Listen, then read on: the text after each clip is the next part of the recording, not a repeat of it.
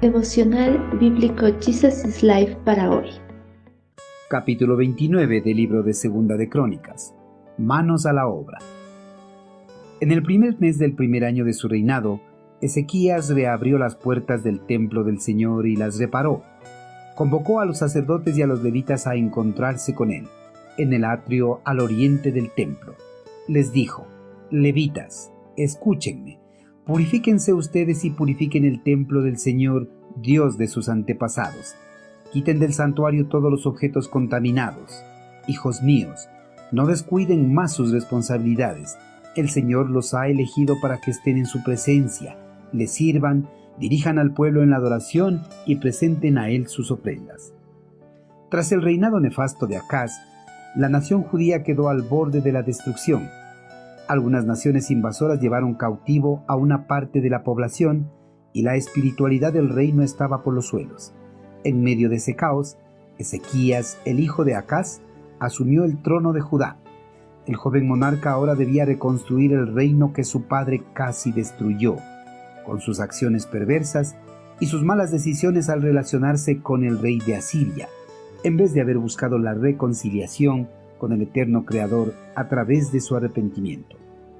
El nuevo monarca no esperó que su reinado se consolide completamente para iniciar sus reformas. Él ideó medidas de reforma nacional en el mismo principio de su reinado y con vigor hacer frente a todas las dificultades que en tal curso había de encontrar, después que los hábitos del pueblo se habían amoldado en tan largo tiempo a la idolatría impulsada por su padre.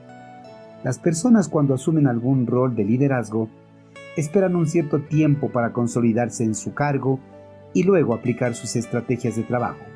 Pero como Salomón, Ezequías desde el principio mostró interés por la casa del Señor. Por eso sus esfuerzos de restauración comenzaron en el primer año de su reinado, en el mes primero. Convencido del pecado y de los frutos amargos de la idolatría, Ezequías propuso trastocar la política de su padre y restaurar en toda su pureza y gloria el culto al verdadero Dios. Por eso una de sus primeras acciones en esta reforma fue la reparación y la apertura de las puertas del templo del Señor, que su padre había cerrado. Ezequías comenzó la restauración del reino, restaurando el templo ya que la casa de Dios había sido contaminada y profanada bajo Acaz.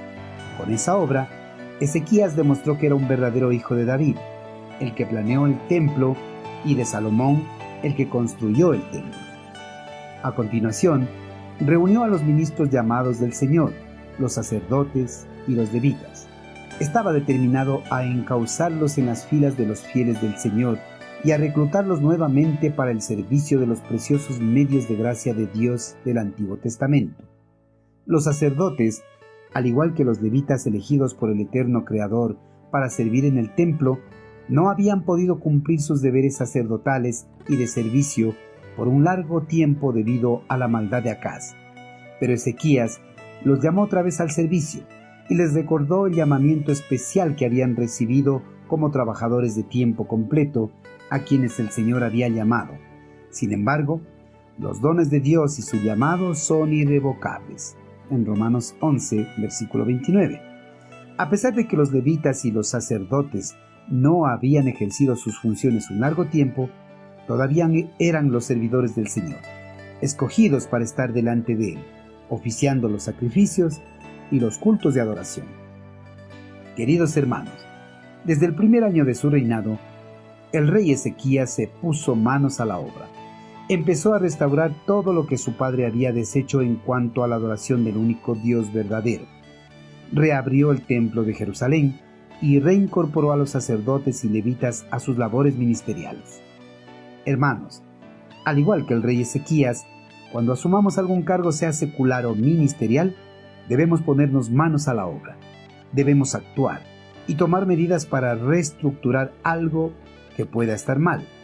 Debemos ser eficientes y trabajar para sacar adelante la función que se nos ha encomendado. En toda función encomendada, debemos honrar y glorificar a nuestro amado Creador.